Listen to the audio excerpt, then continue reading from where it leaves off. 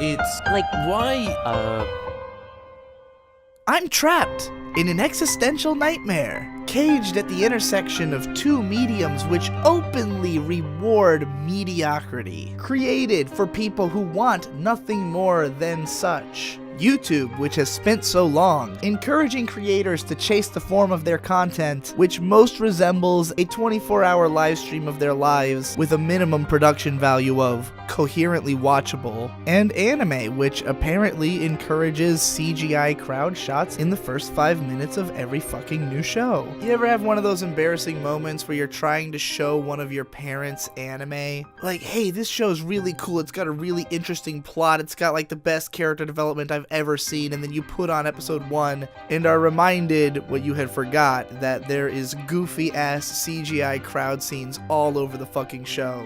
And your mom just bursts out laughing because she like can't handle this because she hasn't gotten used to this. Don't get me wrong, she's gotten used to the trash style of American reality dramas, but she's got higher expectations of animation made for adults. And I don't mean to say that it's stylistically different and that's bad. If you know anything about me, you know I love the styles of Masaaki Yuasa, Kaiji, Shin-chan, all that other weird Japanese shit. I don't think people really have a problem with that kind of stuff anymore. Everyone kind of gets Japanese culture now. Like, we understand that this is just what it's like over there. It's when you see some cheap looking shit that they obviously wouldn't have made that way if they had the funds or the manpower to do it differently. If they had the fucking time. If they weren't all being run on these insanely tight schedules with these insanely low personnel counts, with these insanely low budgets. Because instead of anime studios taking big risks and trying to lead more full productions, maybe consolidating some of the strengths of different studios, instead of constantly splintering off into new offshoots who end up just doing generic light novel adaptations that don't pick up anyways, trying to make enough of a dime off of their side projects to fund their passion projects and then not being able to, or trying to jump into the passion project too early before they're really fully fleshed out as a studio, and ending up with a half-baked product that only impresses a cult of fans. Where is the confidence in any of the scripts that these people are putting out? If Gen Urobuchi wrote Madoka Magica and Psycho-Pass, and both of those were as successful as they were, why was there not at least a Ghibli budget film attached to that man's writing? Gen Urobuchi had enough hype at the time that people actually did watch this bizarre CG, ugly ass, weird fucking thing that he wrote that is the polar opposite of what I'm saying should have happened.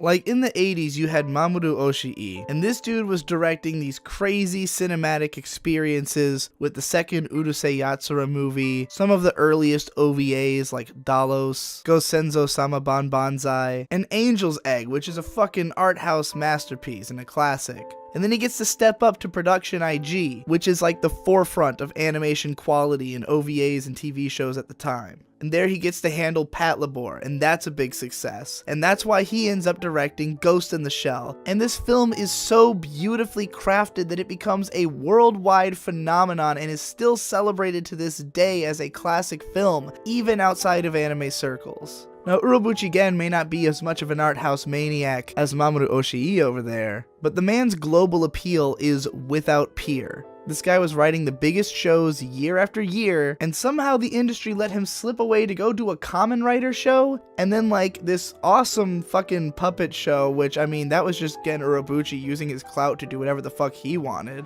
I'm just saying, if you've got somebody who's being considered a superstar in the industry, why aren't you pushing that as hard as you possibly can? Where is the effort right now to try to make a classic anime? A lot of people are looking to Kyoto Animation, and I definitely think that director Yamada Naoko is trying to make her own version of like a classic anime. After showing us the power of her style in K-On! And then Tamako Market, then really giving it a cinematic edge in Tamako Love Story, and then bringing the thunder with a lengthy, heavy drama in a silent voice, with as much polish as you could possibly have put onto the fucking screen. I think this film is a step in the right direction. but I also think it has a lot of problems that come from not trying to adapt the manga hard enough to film. The script is kind of a mess because it has to include too many plot elements from a much longer story. The film is bloated, it goes on a little bit too long, and I don't think it will have a lot of rewatch value for a lot of audiences because of this. It's also got a little bit too much corny teen drama in there. For older audiences, that can be hard to sit through. So while I think Koi no Katachi will be respected as a great film going forward,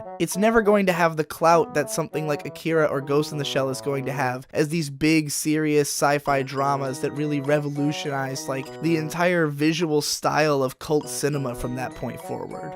Meanwhile, Mary and the Witch's Flower is showcasing all the beautiful animation and talented work of Studio Ghibli's artists, but isn't anywhere near as ambitious as literally anything which Studio Ghibli had ever made. This film is the most watered down, basic standard action-adventure children's movie that's ever come out of anything associated with Studio Ghibli. And that's not to say that it's a bad movie, I'm just saying, where is the risk-taking to try to make a classic? So Netflix recognizes Masaaki Yuasa as a massively talented director. Critically acclaimed, beloved cult following, even people who can't really take anime seriously like this guy. They think they have the opportunity to make a really big anime for the West. We'll bring this auteur who has like worldwide applicability to the surface, give him a classic 70s manga property which will mean that the Japanese audience will still pay attention. It's violent as fuck, so American teenagers will absolutely love it. Plus it's got the soundtrack of like Hotline Miami, but it feels like pseudo important in some ways, so intellectuals can kind of enjoy it. And also there's like dramatic narrative elements, so your mom might be able to sit through it. But like they didn't even dub the rap verses into English, and they let it print with the Japanese dub having the most broken English imaginable in it. And I'm just thinking, if you were gonna take this big risk and try to launch this Masaaki Yuasa project, where was the quality control? Why didn't they go all the way on making this the most classic 10 out of 10 show that no one would be able to shut up about all year? Because even though this show has a lot of clout right now, it also has detractors. It has people who are down talking like the overall quality of it, and that wouldn't be happening if they had just tightened up the script a little bit, tightened up the presentation a little bit, made it actually as strong as Masaaki Yuasa's previous work, which is all visually stronger than Devilman Crybaby. Even Science Saru kind of plays it safe. Their first movie is like this weird Ponyo ripoff that totally falls apart narratively as it goes along, with a super bloated final stretch of action scenes. Once again, trying to play it way safer than they need to. Why is everybody tiptoeing around? In the 80s, Hayao Miyazaki made Nazca of the Valley of the Wind. Katsuhiro Otomo made Akira. People still revisit these films all the time. No one has filled the shoes of Satoshi Kon. No one has filled the shoes of Hayao Miyazaki or Isao Takahata or Mamoru Oshii now that he hasn't made a film in fucking forever. Nor has Rintaro, nor has Yoshiaki Kawajiri. Remember the good old days when you could ping the Wachowskis or Quentin Tarantino for a little worldwide exposure to anime? I remember the good old days. Because when you look at those old movies, you can tell that these things were made out of passion. That's the only reason you would ever do this. There's no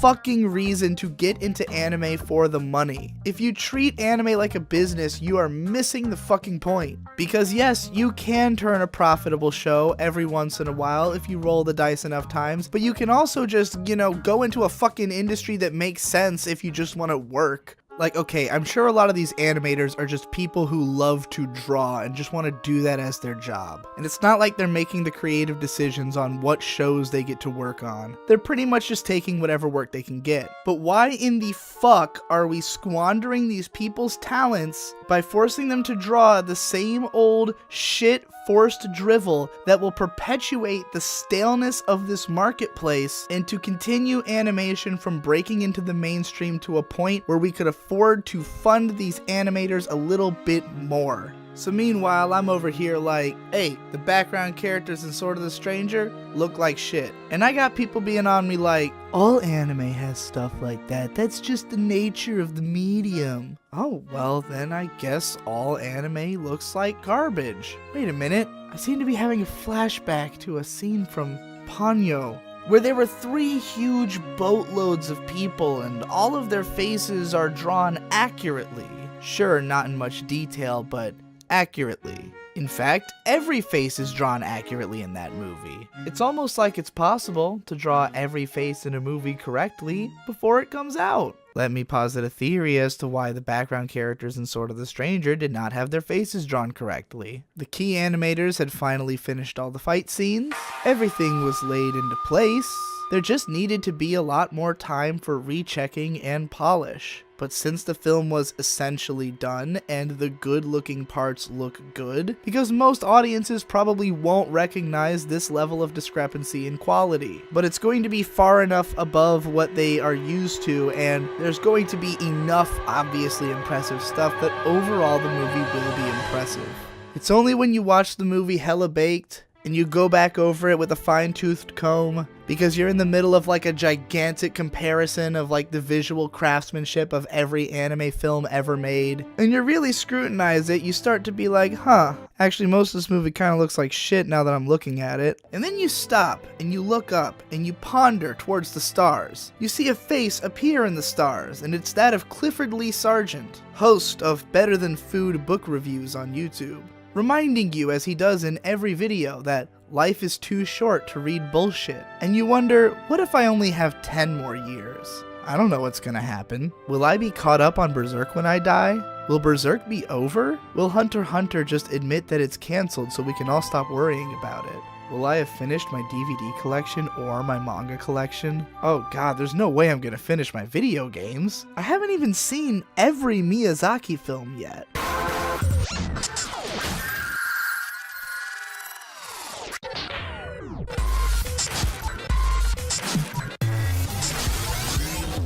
Check this out. So a few months ago I made a list of like every single film that came out in the 70s and 80s, as well as every single 80s OVA, because OVAs only came into existence in 1984. What I have found is that the 80s was in fact the greatest decade in anime history. That's because over the course of this decade it seemed as though what was incentivized was to make the best possible product. Hayao Miyazaki showed up in cinemas in 1979 and then started one-upping himself every couple of years. Otomo wrote a masterpiece manga and then adapted it into a masterpiece film himself, setting the stage for the globalization of anime. Madhouse is established and starts cranking out art films. OVAs, after they started to really pick up steam in like the later 80s, just got crazy with their production values and experimentation. Really edgy and unique directors were being given free rein to do whatever the fuck they wanted. Urotsuki Doji happened. If you haven't seen that movie, consult your doctor before use. It is not safe for work, but it is visually my favorite anime of all time, probably. People were just going fucking crazy. Japan had a bubble economy. Home video was insanely expensive in Japan, but people fucking wanted to watch this shit because it was good, so they would pay out the ass for it. Americans were so desperate to watch it that they were acid washing subtitles onto fucking VHS tapes and distributing them across the continent to anime clubs just so people could watch Urusei fucking Yatsura. All the cliches that we still follow were created back then. Rumiko Takahashi defined what rom-coms were going to be. Akira Toriyama defined what shonen action shows were going to be. Magical girls started to solidify in their definition. And this is not to say at all that evolution ceased in this decade. The 90s had Evangelion and the birth of experimental TV anime. It also had its own fair share of really interesting OVAs. However, after that bubble economy crashed in the early 90s, a lot of that money went goodbye. You compare the average 80s OVA with the average 90s OVA and you're going to see a noticeable dip in quality. Great stuff was still being made both in OVAs and in films, and even on TV. But as all the money left the home video market, and the entire world is gearing itself towards streaming because that's how everybody consumes everything now, in just a non-stop drip feed of as much content as they can possibly consume, not really caring about the level of quality, mostly concerned with filling their lives with as much crap as possible. In that industry, crafted work does not thrive. OVAs that aren't tied into an existing franchise are dead.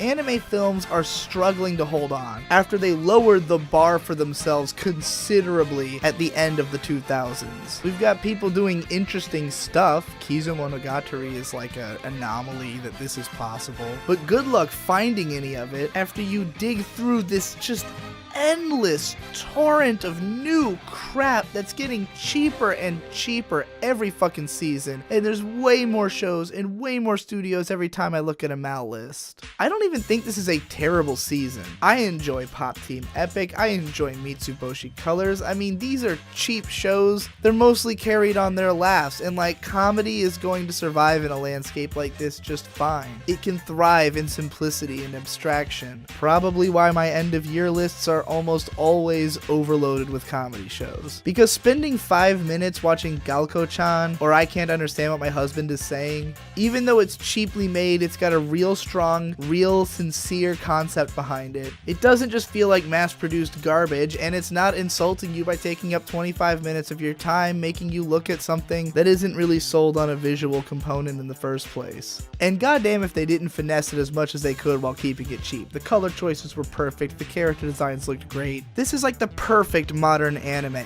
in a way. But most of what's going on in anime is way overblown concepts that are way outside the realm of what can actually be produced by these companies. Usually based on a source material and trying really hard to invite that audience to the adaptation. Like, if I start up a show and the first thing I see is a CG crowd, you've already lost me on entertaining me as a new viewer. So you need to hope that I'm either the kind of really hardcore anime fan who's just gonna give every fucking show a chance because I have nothing better to do with my time, or I better like care about the source material. Anyone outside of those two categories is not going to look at this show, and if the show is not good on top of that, no one's gonna buy it either. What I don't get is it wouldn't even be hard to like change the nature of what people are producing. If a producer walks up to an anime studio holding a light novel, there should be someone there to slap it out of their hands and then slap them in the face and tell them to get that fuck shit out of here and bring on that good shit. And those people need to come back with something with a little bit more originality and spark and obvious marketing potential to a group outside of the tiniest fucking niche imaginable. Like, why do you have to make anime for anime fans? Do you actually want to be working on these fucking shows? Did anyone get into the anime industry so that they could work on Death March to the Parallel World Rhapsody? I think not. They shouldn't have to make that show. We shouldn't be subjected to that show. That show blows dick out of ass. Why don't you get on the internet? Go on Pixiv and find some artist who does all their stuff in like this really specific aesthetic that's really popular. Maybe like a vaporwave kind of look, something that's really in and trendy with the hip young fucking kids. Match that up with a screenwriter who's proven themselves with some cult hits and make something low key with it. You don't need to make a fucking action show to sell to an American audience, or any foreign market for that matter. Those are just the only ones that anyone's fucking tried to sell. You don't have to make it look like anime. Every so often some weird little offshoot thing from Japan kind of catches on to like at least a little cult following. Like Bananya. Like a lot of people watched Bananya. This stuff actually has some like appeal to regular people. Pokemon Company realized that they needed to make their designs a little less anime. A little bit more broad and universal, colorful and daring. I wouldn't broadly categorize the characters in Pokemon Sun and Moon as looking like anime characters, but I also wouldn't categorize them as the opposite. And I feel like these designs have gotten a lot of shit from the anime community because they are less appealing to some of that community who wants anime to look more anime. But I really think that these new Pokemon designs are just way more striking from a design perspective than the older ones. When you look at Ash, Misty, and Brock, they look like they come from a much more dated media franchise than the pocket monsters who have remained far more relevant over the course of the last 2 decades. You don't see plushies of the characters from Pokemon, you only see the monsters. And that's because even though the character designs in Pokemon are generally fairly stellar, they didn't have as much of a universal appeal. Meanwhile, this latest gen has some of the most popular girls in Pokemon history. And they're not just popular in Japan or with an anime fan audience, they're popular with gamers as well. because they don't just look like anime characters, even though they are. They're just a new and inventive and exciting type of anime character that has a more broad influence. This is what happens when animators do as Hideaki Anno famously advised and look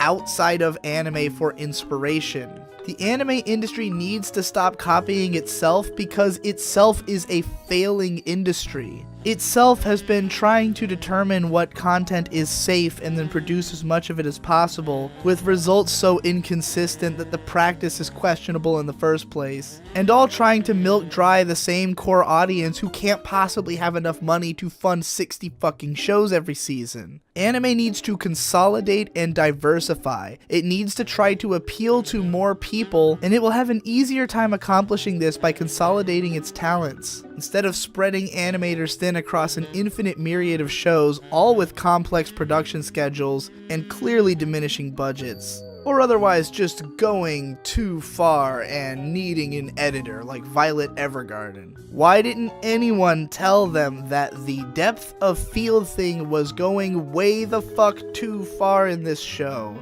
Whatever, some people probably like that shit.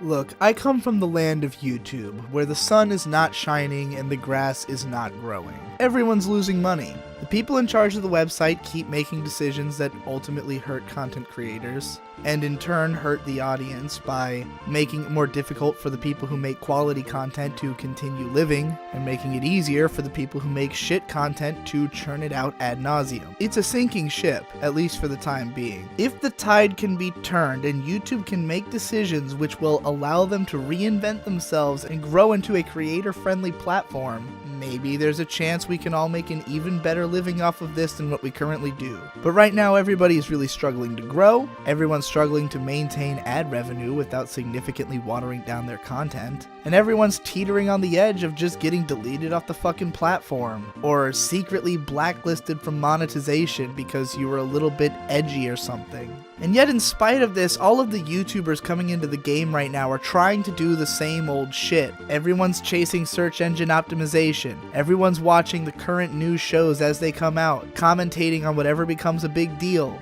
making podcasts, analytical videos, reactions, whatever they can to milk as many views out of every new cultural product that dawns on the shore. And they're all doing this even though they've been slowing down, because they still see growth and they still make money. But if the trend isn't on the upswing, don't you think you should just move into a different market?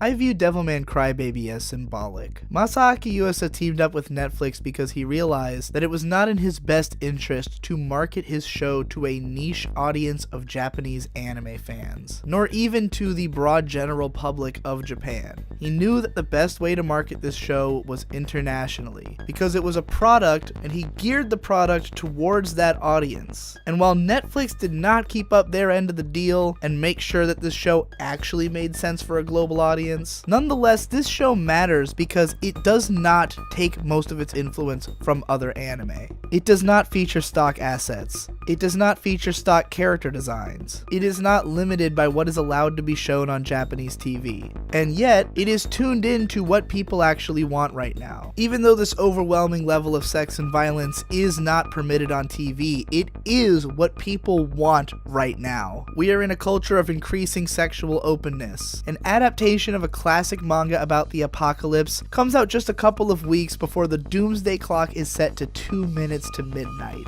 This is strategic marketing. This show is not only poised to succeed at this time, but it's been attached to a visionary artist who was passionate about creating it as he was a fan of the original. I want to see a Masaaki Yuasa original on Netflix next, and I want to see more budget put into marketing it. Devilman got out there in such a way that most people were aware of it, but Netflix hasn't capitalized on the hype nearly enough. Why aren't there quotes from, say, million sub YouTubers right there on the page telling you that, like, people are hyping this shit? You can just use my video title, it's basically a tagline. You know, the way Steam does to sell games. If Jimquisition organization's clout is enough to sell an indie game to the point that it turns a profit, and they put a reference to him in the game just out of sheer respect, when do I get credit for hard selling half of my audience on K-On? Oh wait, you mean there's no convenient way for me to actually pay for my favorite anime of all time? Kyoto Animation could give me a link that I could put at the end of my videos. And I could say, if I've convinced you that this show is baller as fuck, and that they deserve to take all of your money, follow this link and click this button that will give them $5. Probably make a few $1,000s off of me making one video. I make a few $1,000s off of me making one video, and all I'm doing is talking about the show. You don't even have to pay me to do this. I will do this for free for my favorite shows, but I will not peddle a fucking piece of plastic garbage. I'm sorry. I just found out about a YouTube competitor called DTube that pays you for watch time in cryptocurrency and counts watch time in terms of how much money you made. I'm gonna check that out. I'll put a link below. Let's see if we can topple the organized systems together. Fuck YouTube! Hell, I can even let my buddy Hentai Samurai post on there since it's got NSFW enabled. And my wife can come too. She makes YouTube videos now. If you just want to hear me bitch and whine about the anime industry some more though, then click all these other links on screen and watch everything else on my channel. This is all I do. I either smoke weed and watch good anime, or I smoke weed and watch bad anime and wonder why I'm not watching good anime. That's the life for me. Goodbye.